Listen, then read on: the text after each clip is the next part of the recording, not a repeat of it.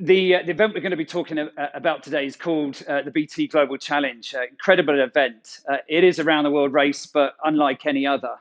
12 identical teams vying for glory over 10 months and 32,000 miles, the wrong way around the world. And there's very much a right way and a wrong way to sail around the world. We go against the spin of the earth. Just really makes it a lot longer, a lot harder, a lot more uncomfortable to go that way. I will be sharing this route with you as we go around the world, so you'll see what that's like in reality. But it's always much easier to go with something than go against it, and we go against the spin in our wisdom. But that's not really what makes it the world's toughest yacht race, which is what it's known as. On top of that, we've also got 100% amateur teams, very much ordinary people trying to do an extraordinary thing here. So each of our teams is made up of 17 amateurs, all between the ages of 18 and 60, all paying a very sizable check to be here, £45,000 for a 10-month adventure around the world. And so that's what we get given as professionals on board the boat. And so I was the only one that was getting paid to be there, and was employed to try and get these guys around the world and back again in one piece, and also try and achieve a result. And these really are amateurs. 70% of them have never ever sailed before they sign up to do this race, which is always a bit of a scary statistic, but it is the name of the game.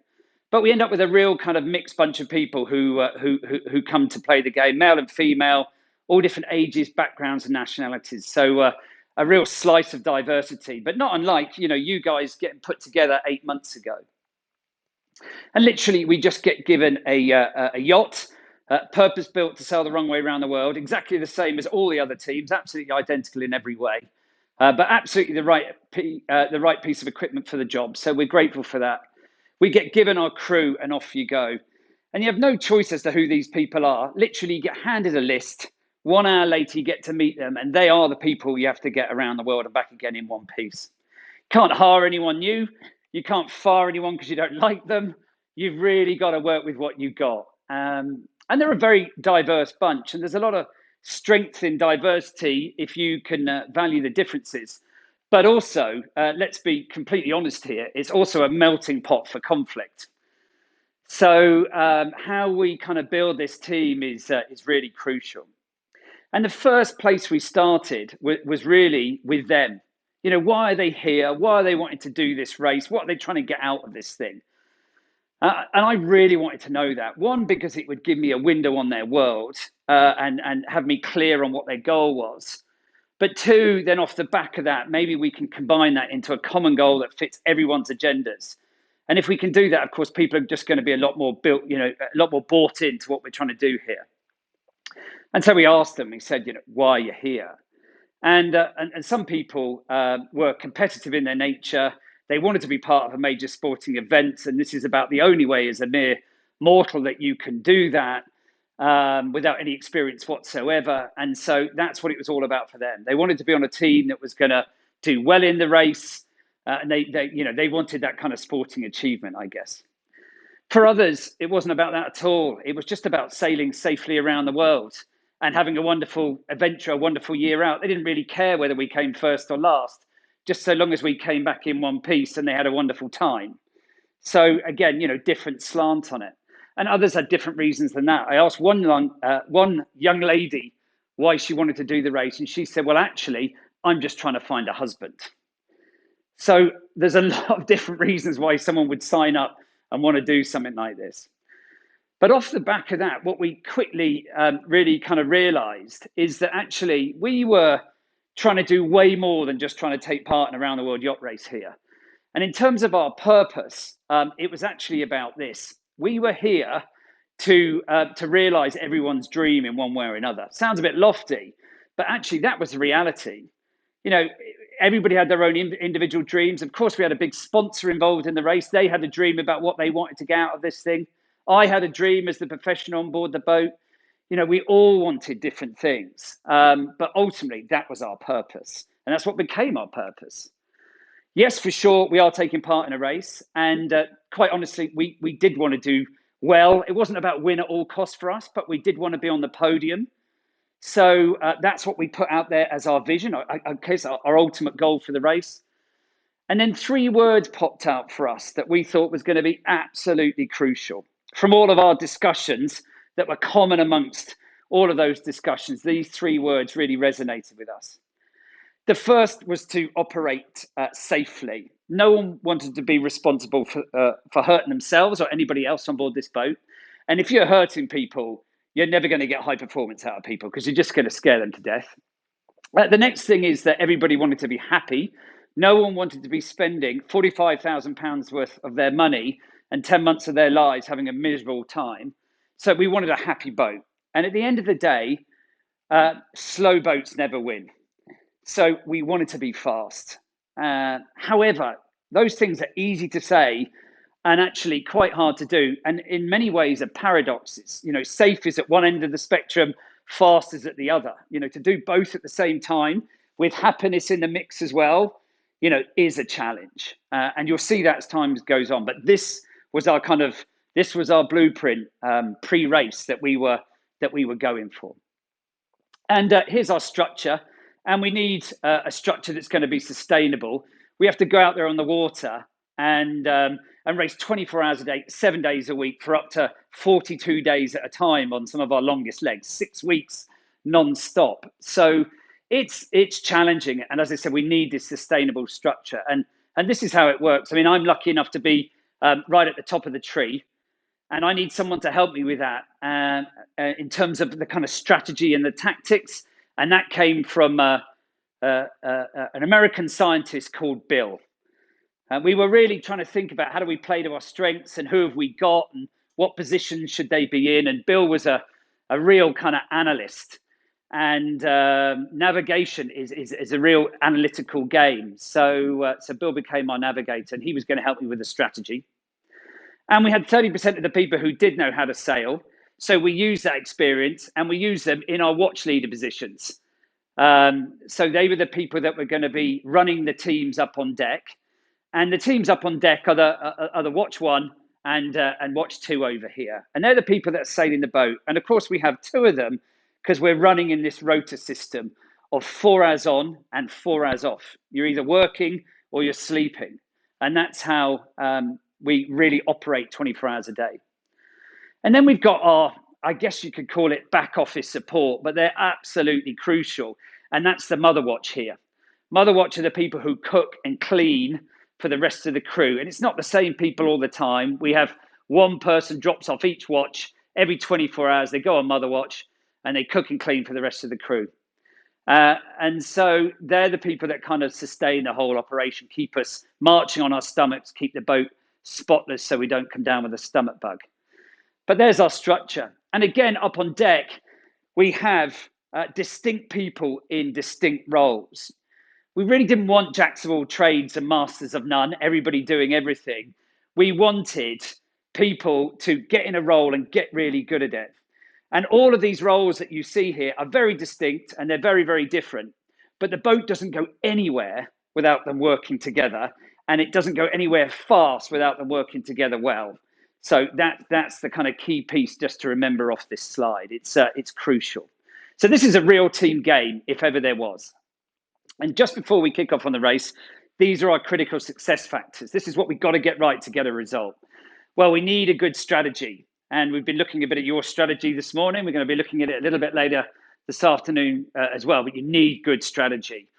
But also, you need to be able to update that strategy on the run. And for that, and for us, that's all about making good tactical decisions on the race course. You can have a plan, but what happens in reality on the race course can quite often be something different. Opportunities come up, threats come up as well that we have to kind of try and steer our way around. We need to be, good at making those decisions. You need a light, well-prepared yacht. The lighter the boat is, the faster it goes. So that's crucial for us. And well-prepared just so that it's reliable more than anything else. You need the right sails, and those sails need to be trimmed in the right way, and you need to be sailing the right course. Anyone can go fast in the wrong direction. We need to be going fast in the right direction. So we've really got to pay attention to that stuff and focus. And you need great teamwork and faultless maneuvers. We do maneuvers when we change direction, and when we change sails. And quite often, that can be the difference between you and another team, how well you do those maneuvers. So that's crucial. And those maneuvers sometimes are 20-stage maneuvers involving the whole team, and it has to go seamlessly well in order to do it nice and quickly and efficiently.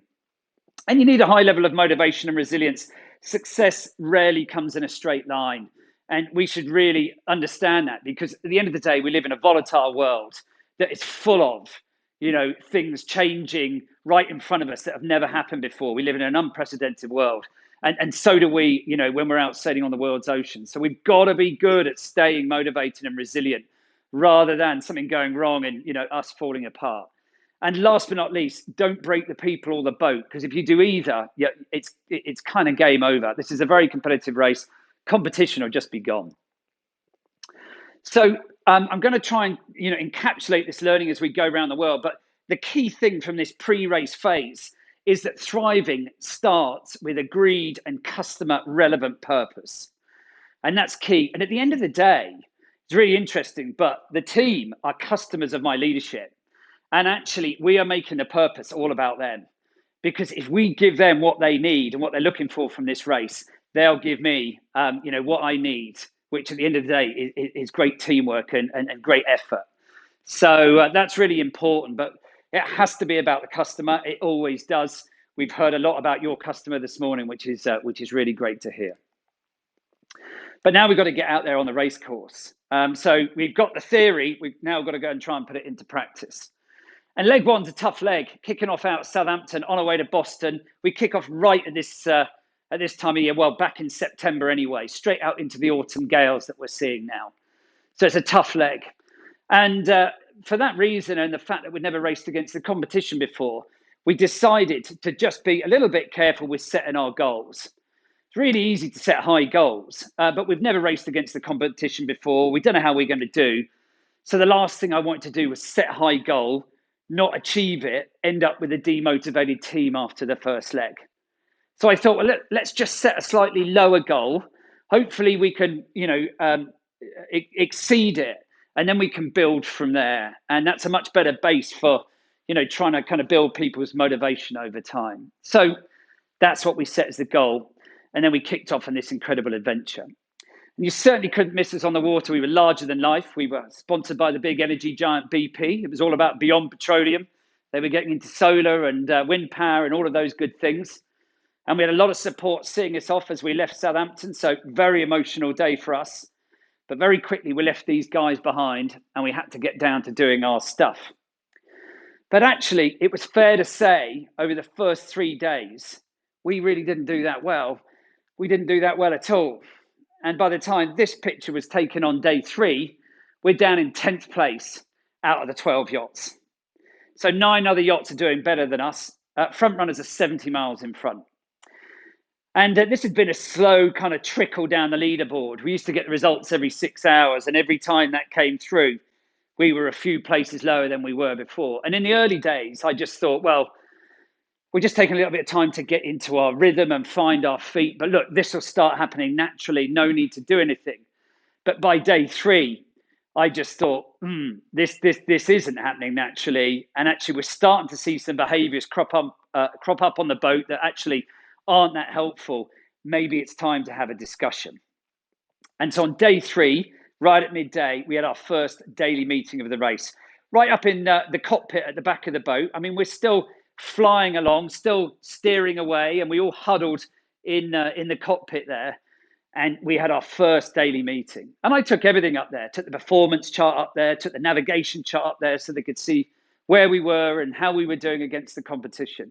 And I really just laid it bare. And so I said to them, so what do you think about that? And someone came back pretty quickly and said, well, look, actually, despite us, having a good time and running safe, clearly we're not fast. And actually, that isn't that great, is it, at this stage of the game? And I said to them, well, it isn't that great. We are down in 10th, but that's why we're having this meeting. Actually, not to, find out who's at fault or who's to blame, but just to think about what is it we need to do differently going forwards to remedy this situation whilst we've still got time. And so I said, look, have that in the back of my mind as we have this discussion. And, really wanted to create that kind of psychological safety for us to have the discussion that we hadn't had yet. But it kind of, did the trick because, straight away I asked them, look, how do you think we're operating as a team? Is there any kind of advantages or any, improvements that could be made around that? And as I said, we were starting to see some behavior on board the boat that wasn't that great around that. And someone said, look, there's these two groups of people, these two watches, but actually it feels like they're competing against each other a bit. And we're always trying to outdo each other on the mileage in a 4-hour period. They were recording their kind of mileage on the GPS, working out how far they were sailing in a 4-hour period, and they were comparing it with the other team. And when they were beating the other team, they were kind of whooping and hollering. And both teams were doing this, and it started innocently enough. But the only trouble is, of course, with every winner, there's also a loser. And that's not great with the other team who's perhaps, had different conditions and perhaps hasn't sailed as many miles in their 4-hour watch. But also, it's what other behaviors does it drive?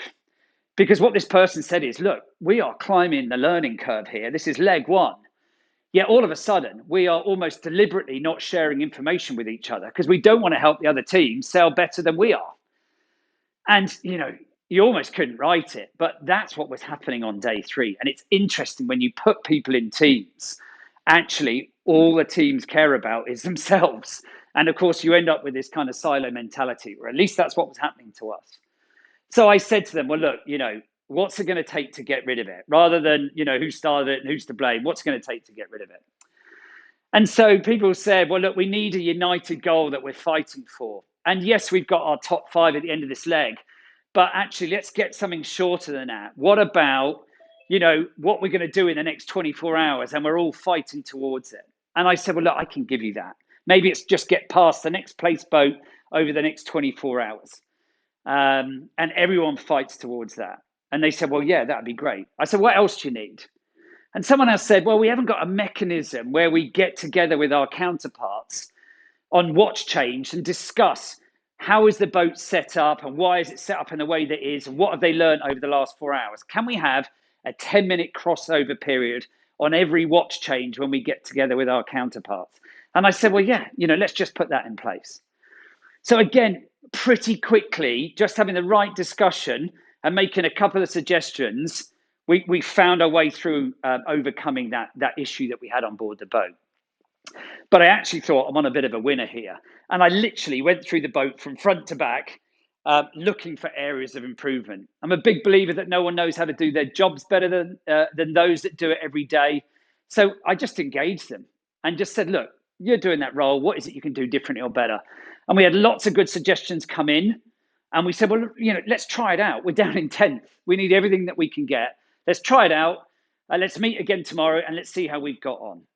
And so that's how we got our kind of heads back in the race, I guess, getting people accountable, focused on trying to make the boat go faster.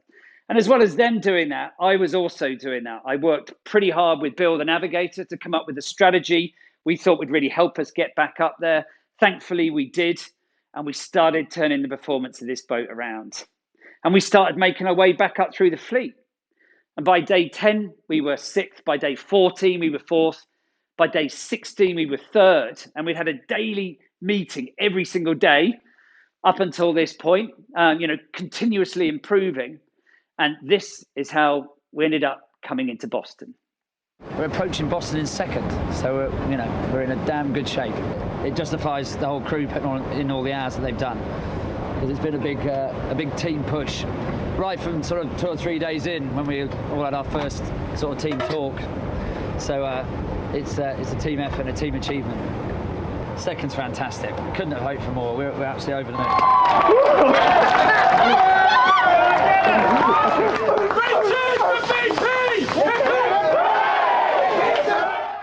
Yeah, I mean, we were absolutely over the moon. And by the way, that's not the woman who's looking for a husband.